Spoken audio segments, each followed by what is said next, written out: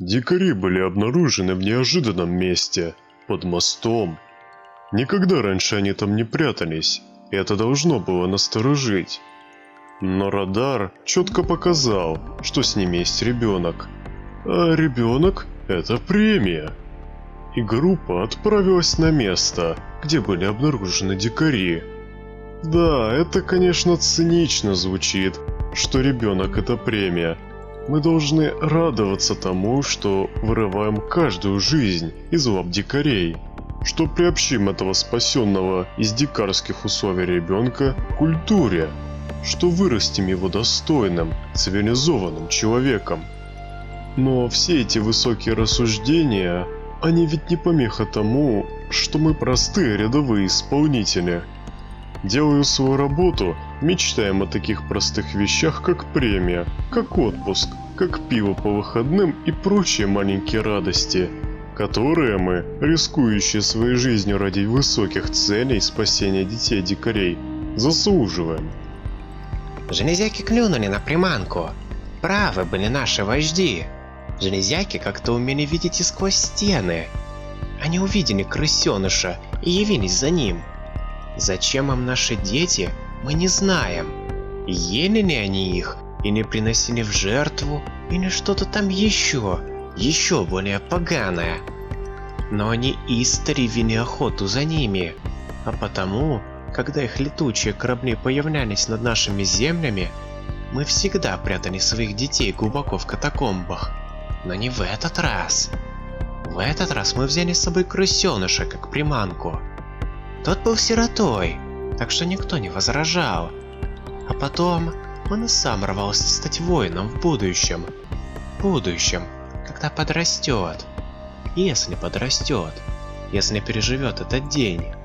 Да и в будущем, если его таки не поймают железяки. Мы ждали.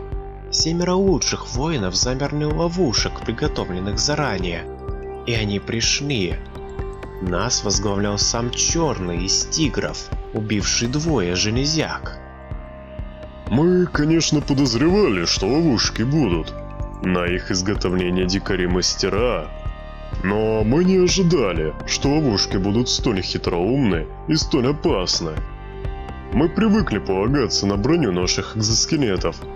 Для дикарей, наверное, мы казались железными великанами, богами или демонами. Но как бы они ни боялись нас, они периодически нападали, и порой мы несли потери. Любой из нас мечтал выжечь их напалмом, перебить, уничтожить. Но наша работа была забирать их детей. Как будто из этих зверенышей когда-нибудь вырастало что-то стоящее. С нами был один из зайцев. Серый его звали. Он был вооружен какой-то жуткой железкой, которую не всякому под силу было поднять. Ему не давала покоя слава Черного. На его счету был лишь один железяка, и он мечтал сравняться с Черным. Он был ростом выше даже железяки. И вот презренные нелюди вошли. Сработала первая ловушка. Первую ловушку попал Анатолий. Экзоскелет спас его от погибели, но он оказался заблокирован. Упавший сверху автомобиль зажал его, и нам понадобилось время, чтобы его вытащить. В этот момент на нас напали. Выскочивший словно прямо из пола гигант несколькими жуткими ударами гигантского молота убил Николая. Отбиваясь дубинами и шокерами, мы едва-едва сами избежали гибели и вынесли с собой раненого Анатолия и погибшего Николая. А ребенок с дикарями и вправду был. Он стрелял в нас из рогатки, из-за перил моста. «Жаль, что нам не разрешают настоящего оружия!» Прохрипел кто-то. Да, жаль, но таковы условия наших контрактов. Мы не должны убивать дикарей. Гуманизм, мать его, идти. Не должны, но иногда в целях самообороны без этого не обойтись. Как сейчас. Одного из 2 нападавших мы успокоили навек. Наше начальство считает, что дикари люди. Какая чушь. Они не люди, они бешеные звери. Черный погиб, и еще хромой. Но тот был старый воин, все никак не хотел переходить в учителя для молодежи. Все участвовал в вылазках, хотя и ранен был не раз. Крысеныш любил Хромого. Тот учил его и подкармливал, хотя никаким родственником не был. А потому крысеныш, потеряв единственного близкого человека из стаи, потерял и осторожность. Он стрелял и стрелял вслед отступавшим и не заметил, как один из железяк обошел его и подкрался сзади. Я схватил дикаренка. Тот вырывался и орал, и я чуть было не поддался злобе. И едва удержался от искушения свернуть гаденышу шею. Мы вернулись с добычей. Заяц ликовал. Он убил второго. В стае был праздник. Все поминали черного, но тот пал в бою достойной смертью, следуя судьбе воина рисковать, защищая стаю. Про крысеныша никто и не вспомнил, словно его и не было никогда. Мальчика отправили в реабилитационный центр. Там ему показали, как велик наш мир.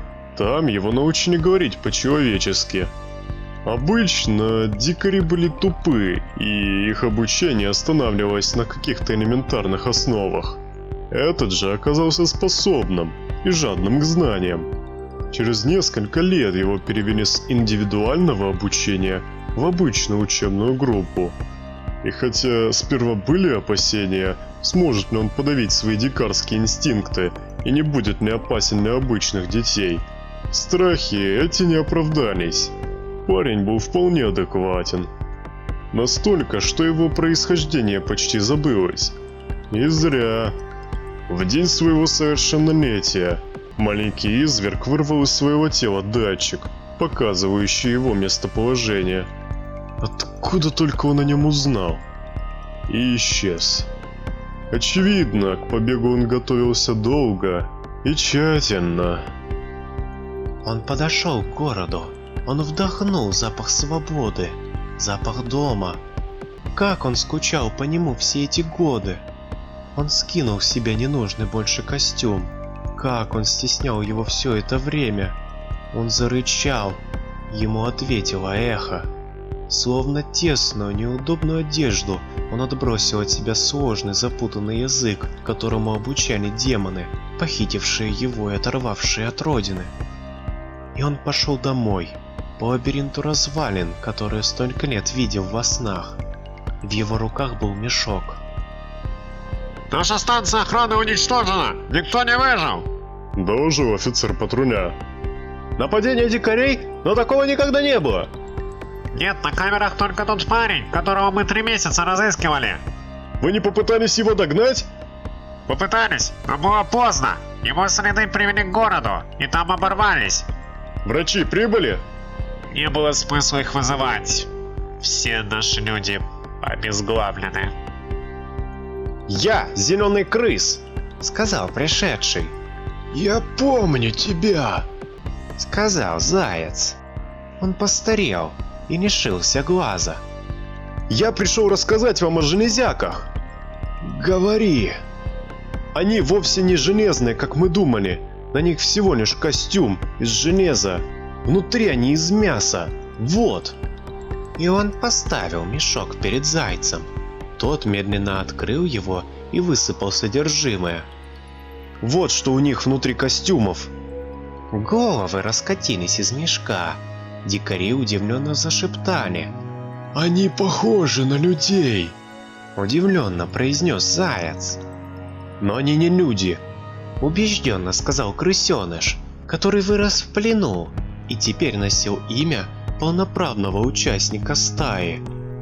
Они не люди.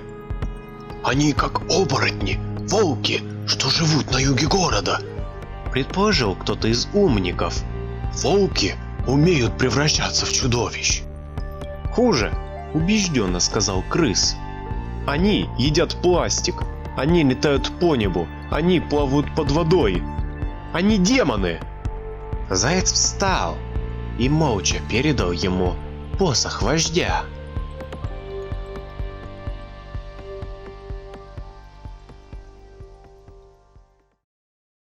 А если тебе понравились истории, что я нахожу либо мой голос, Не забудь поставить лайк и подписаться. Ну а если хочешь смотреть новые видео первым, не забудь бряцнуть по колокольчику. Всем удачи и пока-пока.